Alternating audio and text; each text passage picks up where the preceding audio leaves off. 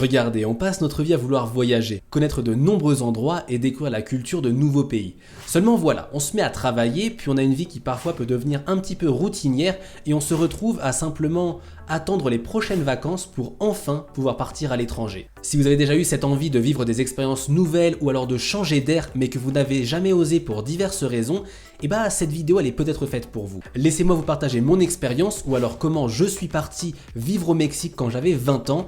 Alors pour ce faire, on va voir 3 points clés, c'est-à-dire en premier comment je suis parti au travers d'un programme d'échange universitaire. En deuxième, comment est-ce qu'on s'y prend quand on arrive dans un pays où finalement on ne connaît absolument rien.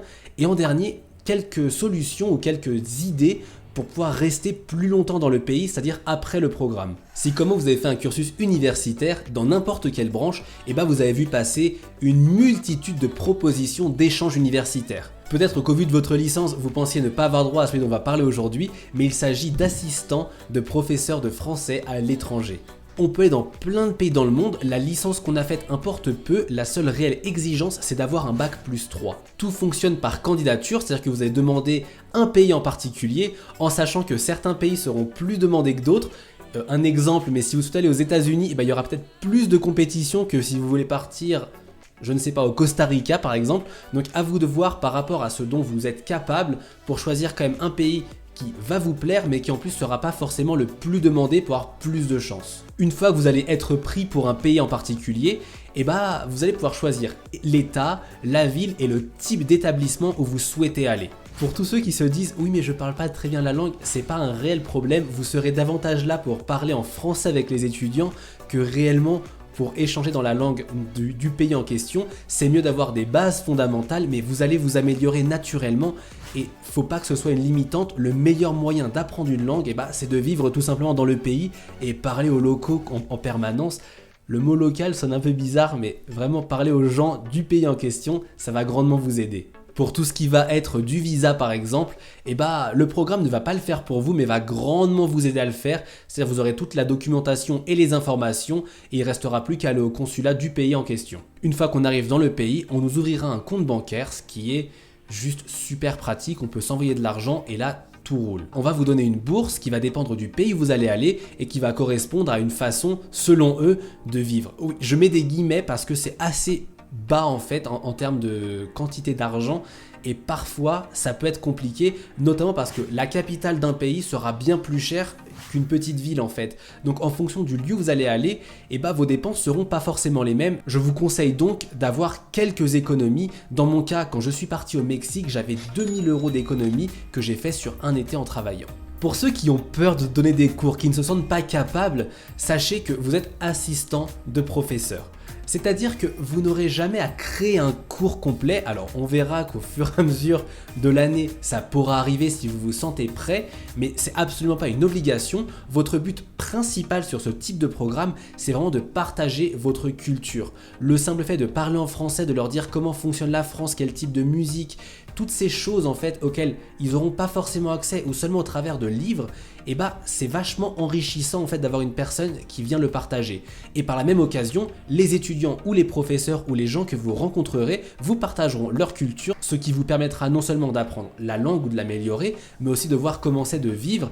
Et en règle générale, c'est bien plus enrichissant de vivre en travaillant dans le pays et en fréquentant finalement les personnes de ce pays que juste partir en vacances et s'enfermer dans un hôtel en voyant la plage.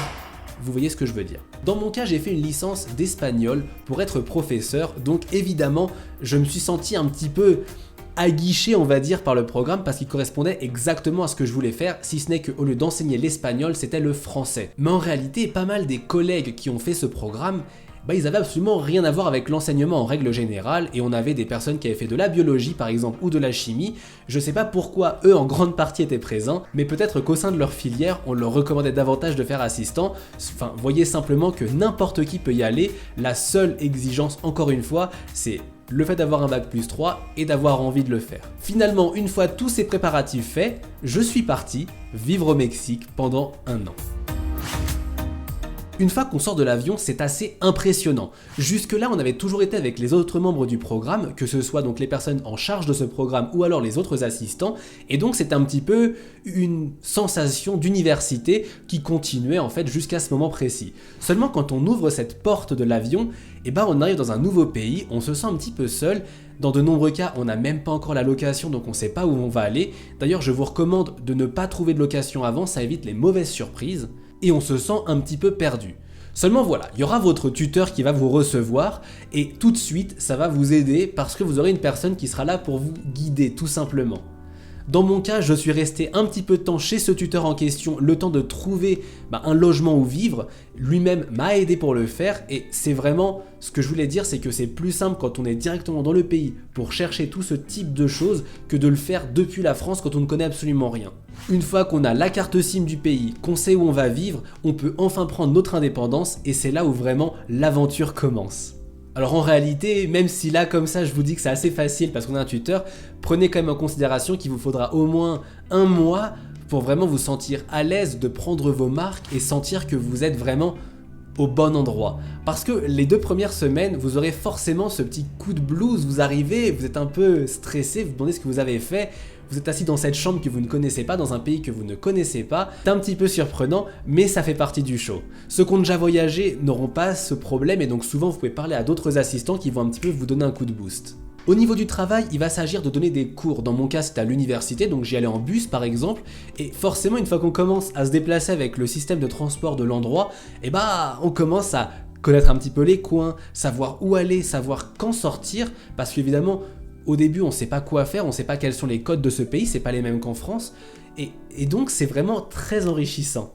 Pour le travail en tant que tel, c'est environ 12 heures à la semaine, ce qui est relativement peu, et vous aurez souvent l'occasion de faire des heures supplémentaires si vous souhaitez avoir peut-être un petit peu plus d'argent à la fin du mois, ce qui peut servir parce que vous allez sûrement sortir énormément, pas forcément pour faire la fête, mais juste connaître les lieux autour. Et donc ça fera très plaisir. Maintenant vous comprenez pourquoi je dis qu'il fallait quelques économies. Parce que vous allez sortir avec des étudiants, avec des professeurs, avec des personnes du pays. En règle générale, le fait d'être étranger dans un pays, ça attire un petit peu la curiosité et les gens sont assez vite enclins à vous emmener un petit peu partout, ce qui est un très bon moyen pour connaître. Ou alors c'est que les Mexicains sont très friendly, je sais pas. À vous de me dire. Le seul petit souci de tout ça, c'est que ça dure que 1 an, ce qui fait que ça a l'air d'être long, mais ça passe super vite, et peut-être qu'après cette année, vous avez envie de rester plus longtemps, et donc on va voir maintenant comment s'y prendre. La première solution qui est souvent choisie, c'est tout simplement de refaire une année comme assistant de professeur de français. Je vous recommande de prendre une autre ville pour connaître un petit peu quelque chose de différent, voire même un autre pays, mais c'est un petit peu plus compliqué de prendre un deuxième pays, étant donné que le plus simple c'est de repasser par les personnes qui sont en charge de vous, c'est-à-dire souvent des personnes du Mexique qui travaillent avec l'organisme en France. Seulement voilà, dans certains cas, comme le mien, vous ne serez pas repris. Ce qui fait que vous vous retrouvez dans un pays où vous voulez rester plus longtemps, mais en fait, vous n'avez plus ce programme et vous vous posez des questions sur qu'est-ce que vous allez pouvoir bien faire. Alors, ma recommandation, c'est de trouver un travail au début. Alors, vous allez me dire que vous ne pouvez pas travailler par rapport au type de visa, ça va dépendre de celui que vous avez sorti dès le début. Mais dans le cas où votre visa ne vous permet pas de travailler, cherchez une boîte, donc une entreprise, souvent internationale, qui en fait aura souvent l'habitude de travailler avec des étrangers et saura vous guider au mieux pour obtenir le fameux visa. Parce que quand une boîte veut que vous travaillez avec eux, c'est beaucoup plus facile de sortir un visa en ayant cet aval en fait de l'entreprise. Ma recommandation principale, qui est ce que j'ai fait personnellement, c'est de travailler en hôtellerie parce que les hôtels ils ont dans le monde entier et donc forcément plus habitués que eux à travailler avec des personnes de tous les pays, je pense qu'il y a assez peu de boîtes vraiment qui le fassent et donc cherchez juste une grande chaîne, ils recherchent toujours des employés pour tout type de travail et en plus, note supplémentaire, c'est un bon moyen d'apprendre la langue parce que vous parlerez avec vos collègues souvent dans la langue du pays et si jamais elle est différente de l'anglais, vous parlerez en plus avec les clients en anglais donc c'est juste tout bénef pour vous, vous allez vraiment vous améliorer énormément. Une dernière solution, c'est de voir avec votre tuteur, la personne avec qui vous avez été assistant, parce que souvent il aura des propositions de travail, que ce soit dans l'université ou même autre part, et dans certains cas, si la proposition est bonne, ça peut être assez intéressant parce que vous aurez au moins ce rythme qui est déjà fait, vous connaîtrez déjà toutes ces choses-là, et le tuteur est la personne la plus à même de vous guider. Bien sûr, il existe plein d'autres façons, certains se marient, alors beaucoup en fait, beaucoup se marient. Je le recommande pas, mais c'est vrai que ça a tendance à très bien fonctionner. D'autres font du télétravail avec la France ou encore donnent des cours de français parce qu'évidemment, vous avez déjà fait assistant, donc donner des cours de français c'est la juste continuité. Il restera plus qu'à trouver soit un lieu où enseigner ou alors le faire en classe particulière. Et c'est un excellent moyen en fait de commencer à s'intégrer dans ce pays, à travailler. À vous de voir ce qui vous intéressera le plus. Dans tous les cas, le groupe d'assistants restera soudé et donc vous aurez toujours des personnes sur qui compter, même partager les expériences parce que certains auront trouvé des solutions qui pourraient vous intéresser et donc c'est toujours sympa de pouvoir parler avec des personnes qui partagent la même expérience que vous. Parce que oui, vous verrez que les personnes qui ne font pas assistant avec qui vous allez parler auront tendance à être un petit peu déconnectées de votre expérience et donc c'est sympa de pouvoir parler avec des personnes qui vraiment vous comprennent et savent ce à travers quoi vous êtes en train de passer. Dans tous les cas, comme je l'ai dit, il y a d'autres types de programmes d'échange, je vous en présente que un que j'ai fait personnellement, donc regardez tous. Vous bloquez pas par rapport à ce qui est demandé, peut-être que en fait votre profil correspondrait même si votre licence absolument pas. Donc renseignez-vous, trouvez ce qui vous correspond et partez à l'étranger, c'est super agréable. Vous faites ça un an, vous rentrez, vous reprenez votre vie, mais vous aurez goûté quelque chose de différent, vous aurez une nouvelle expérience, vous aurez le cerveau peut-être plus ouvert au monde, on va dire, et ça pourra que vous apprendre des choses. Et bien sûr, tous ceux qui ont déjà fait ce programme d'échange, notamment avec le Mexique, si vous pouvez laisser des petits messages pour partager vos expériences avec les autres dans les commentaires, ce serait génial. Merci à tous pour avoir vu cette vidéo, j'espère que ça vous aura plu. C'était Thomas et je vous dis à la prochaine. Allez, bye.